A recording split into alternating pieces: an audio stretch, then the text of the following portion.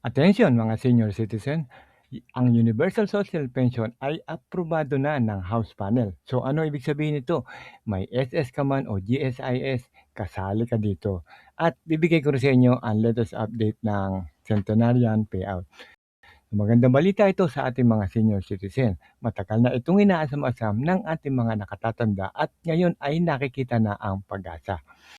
Kamakailan lang ang House Panel o Special Committee on Senior Citizen ay inaprubahan ng panukalang batas na magbibigay sa Universal Social Pension para sa lahat ng mga senior citizen. So anumang estado nyo sa buhay, kasali kayo rito. Ano ang ibig sabihin nito? So lahat po ng seniors na may natatanggap na pension sa SS o GSIS ay kasama na rin dito. Wala na pong sisinuhin, basta 60 years old pataas ay siguradong masisiyahan sa bill na ito. Ang layunin po ng panukalang batas ay palitan ang kasalukuyang programa na limitado lang sa indigent senior citizen at gawing automatic at mas inclusive ang pensyon para sa lahat ng mga seniors.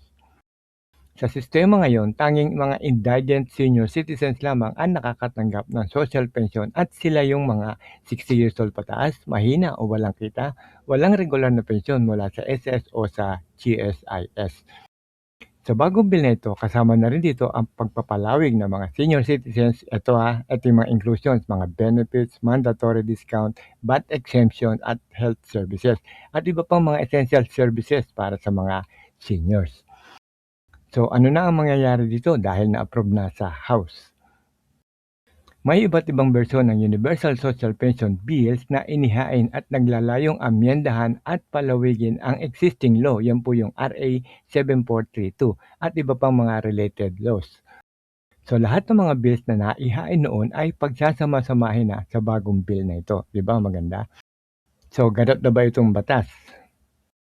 Sa ngayon, hindi pa ito ganap na batas. At ang pag-aproba ng committee o kahit ng plenary o plenaryo sa House ay hindi pa nangangahulugan na finalized o implemented na ang Universal Social Pension.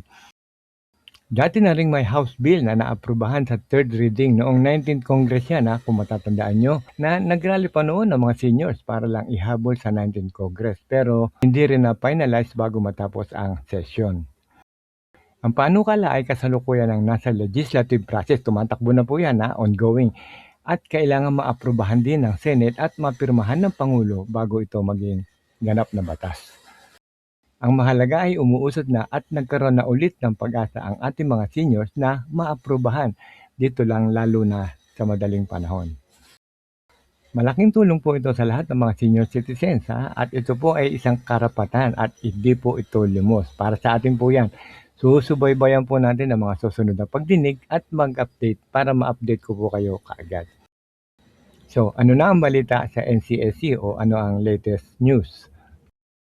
Nito lang September 2025, inilipat ng Pangulo ang NCSC mula sa Office of the President. So, ginawa pong attached agency ito ng Department of Social Welfare and Development o DSWD para mas mapabuti ang pag-deliver ng serbisyo sa mga senior citizen. So, ibig sabihin, under na po ng DSWD ang NCSC. Kasunod dito, nagkaroon ng alignment meeting para mas magkaisa ang mga programa at polisiya ng DSWD at ng NCSC. So ano na ang balita sa NCSC Centenarian Payout?